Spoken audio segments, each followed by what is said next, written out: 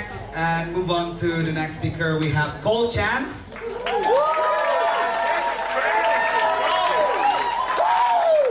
Alright, love the spirit. Okay, so this is the last speaker. Before she starts, I'm gonna read her bio for a bit.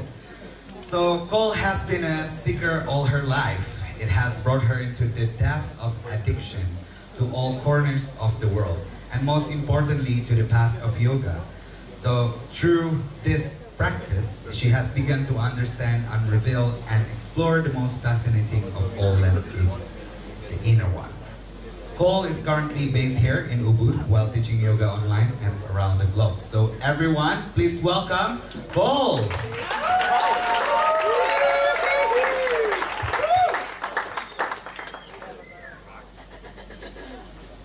Alright, hello. This might get a little more heavy, but I'll promise I'll bring you back up.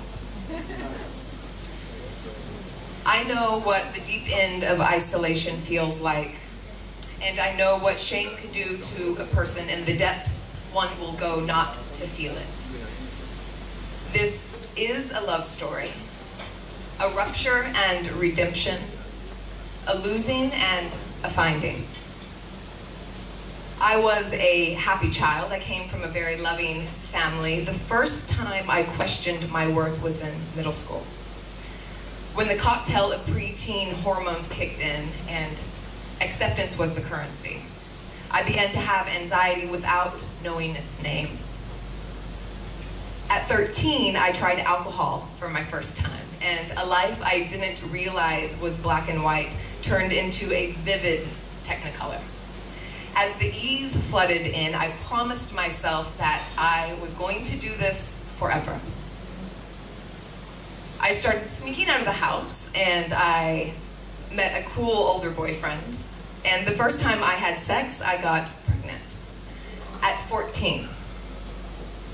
The abortion was held in a small, Christian, conservative, middle American town with protesters there to welcome me and let me know their opinion.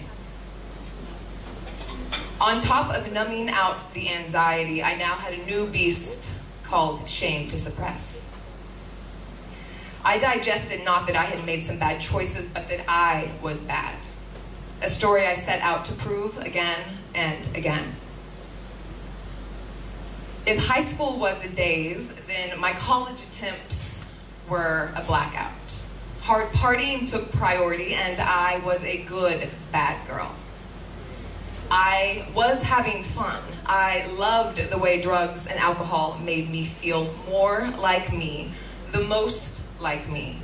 I felt connected, vibrant, amplified, ignited. I had this vision of myself with my head thrown back, my eyes closed, mouth open, laughing, joy. The problem was that my brain and my body were becoming heavily dependent. As time passed, the neural pathways deepened, my tolerance rose, and I started drinking in the mornings to quell the shakes that were coursing through my body as it demanded its medicine. I knew I was sick, but I didn't want to believe it. I didn't want to be sober. I wanted to find a way to do it right. I went to 5 or 6 different rehabs. I was on rehab tour. Luckily, in one of them, I took my first yoga class.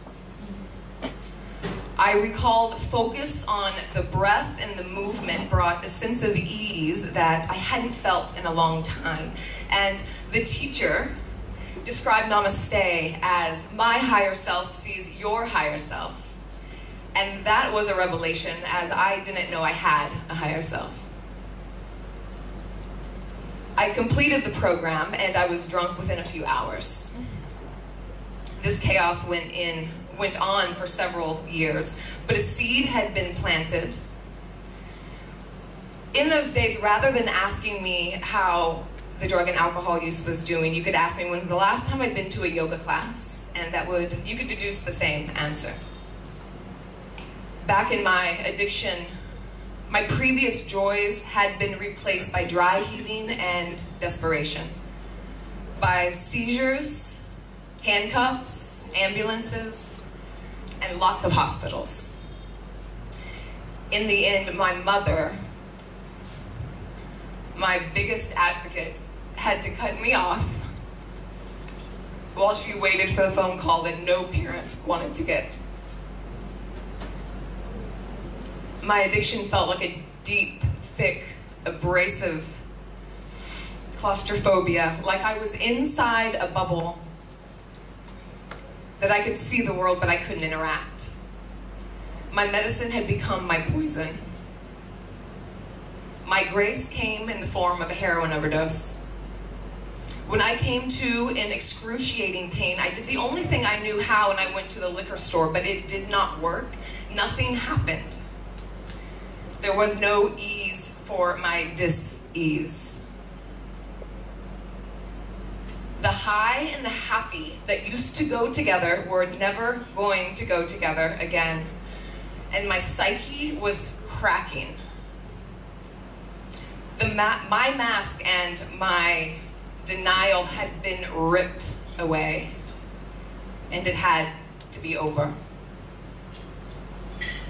Soon after I crawled my way into a yoga studio, I got down on my knees in child's pose, that beautiful pose of surrender, and I lost it, ugly cry style.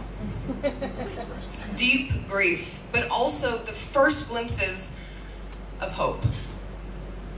I knew I had to stay on my mat, and I did, and I've been sober ever since.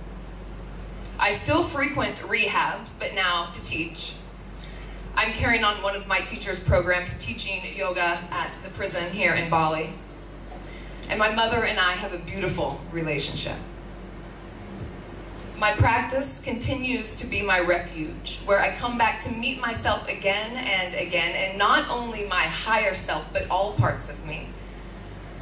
I most certainly am still a rebel, but I no longer believe that I'm bad.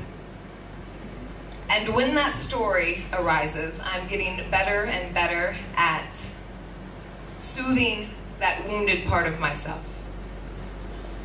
My biggest lesson has been through vulnerability, sharing and listening, and the understanding that pain is not personal, but it is collective.